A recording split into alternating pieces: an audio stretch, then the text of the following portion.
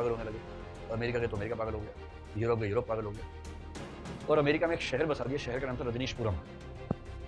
America की सरकार घबरा गई उस आदमी से, और कहते हैं कि उस समय के अमेरिकी राष्ट्रपति निक्सन ने ये समझकर कि इस व्यक्ति को मैनेज करना आसान नहीं होने वाला है। व्यक्ति का नाम सुना, ओशो रजनीश नाम था उनका। क्या खास बात थी उनमें? दार्शनिक थे और बहुत तार्किक बात करना उनको आता था। अब किसी मुद्दे पर उनके विचार पढ़ेंगे तो हिल तो जाएंगे ही, बेशक आप अंत में स्वीकार करें ना करें, लेकिन वो दिमाग मतलब खोपड़ी हिला देते हैं, ये बात सही है। फिलॉसफी के प्रोफेसर भी थे। आप में से कोई जबलपुर से है? आप तो जबलपुर में कॉलेज है महाकौशल कॉलेज, वहीं से पढ़ाई की आपने? पहले एक ही था, अब अलग अलग हो गए हैं। हाँ, तो महाकौशल कॉलेज में ओशो रजनीश प्रोफेसर थे, ये पता है आपको? ये नहीं पता? हे भगवान। महाकौशल कॉलेज में पढ़ाई करते थे, फिलोसफी पढ़ाते थे। फिर बाद में वो हट गए वहां से और उन्होंने अपना चिंतन मनन शुरू किया।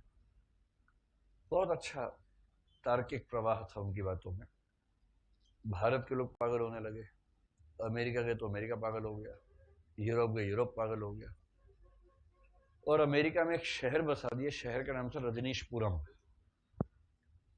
अमेरिका की सरकार घबरा गई उस आदमी से, और कहते हैं कि उस समय के अमेरिकी राष्ट्रपति निक्सन ने ये समझकर कि इस व्यक्ति को मैनेज करना आसान नहीं होने वाला है, जैसा ओशो के भक्त कहते हैं, पता नहीं सच है कि झूठ है, उनको गिरफ्तार करवाया और उनको धीमी मौत के इंजेक्शंस लगवाए और फिर रिहा कर दिया। एक समय ऐसा था कि दुनिया के लगभग 180 से 200 के करीब देशों ने ओशो रजनीश को वीजा देने से मना कर दिया, अपने देश में घुसने से मना कर दिया। इतना खौफ था उनके विचारों को लेकर कि ये आदमी आएगा, इसकी बातें सुनकर लोग पगला जाएंगे। सुकरात जैसा कुछ भाव था। तो फिर वो भारत में है तो पुणे में उन्होंने एक आश्रम की शुरुआत की। आश्रम अभी भी चलता है, वो तो नहीं है लेकिन चलता है आश्रम। फिर उनकी मौत हो गई। वो जीवन भर बड़ी तार्किक बात करते रहे, तर्क की बात करो, कल्पना की बात मत करो। अध्यात्म को मानते थे लेकिन अध्यात्म को तार्किक तरीके से डिफाइन करते थे। जैसे कबीर है, आध्यात्मिक हैं, भक्त हैं, ईश्वर की बात करते हैं, किंतु तार्किक सीमाओं में रह के बात करते हैं, अतार्किक बात करने से बचते हैं। उसके बाद चेला जो होता है वो चेला ही होता है, किसी का भी हो। चेलत्व एक अपने आप में गुण है। तो चेलों ने सोचा उनकी हम जीवनी लिखी, 8 खंडों में जीवनी लिखी। मैं बहुत शौक से खरीद के लाया कि अपने प्रिय दार्शनिक के बारे में पढ़ूंगा, और वो 8 खंड रखे हैं। पहले खंड के 10 पेज पढ़ने के बाद मेरी हिम्मत हुई पढ़ने की। क्या लिखा है शुरू में आपको पता है? जिस दिन ओशो का जन्म हुआ उस घटना का जिक्र है। उसी रात में नर्मदा नदी में बाढ़ आई, ऐसा लगा कि सारे घर डूब जाएंगे, और जिस घर में बच्चे का जन्म होने वाला था वो भी डूब ना जाए, ऐसी बाढ़ थी। और उसी खौफ के साए में बच्चे का जन्म हुआ। मां करा रही थी, बच्चा रो रहा था, नर्मदा नदी का पानी घर में घुसने को बेताब था। लेकिन जैसे ही बच्चे का जन्म हुआ, अचानक बरसात थम गई और बाढ़ का पानी उस घर की चौखट को टच करके लौट गया, जैसे पैर छू के लौटा हो। ये वाक्य उसमें लिखा था। ये वाक्य पढ़ते मैंने बंद कर दिया, तब से बंद ही है वो। 10-12 साल हो गए खरीदे हुए उसको।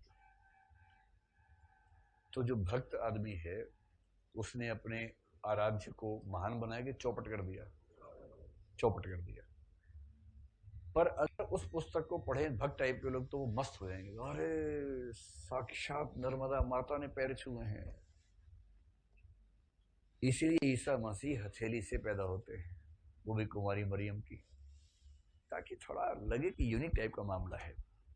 अगर आप कहें कि राम जी भगवान थे और दशरथ जी भगवान के पापा थे, अरे यार ये अगर भगवान का बाप उपस्थित है तो भगवान से क्यों बात करेंगे हम? बाप इज बाप, वन से बाप ऑलवेज ए बाप। आप कहें हे भगवान, और आप कहें भगवान के पापा, थोड़ा आप देख लीजिएगा।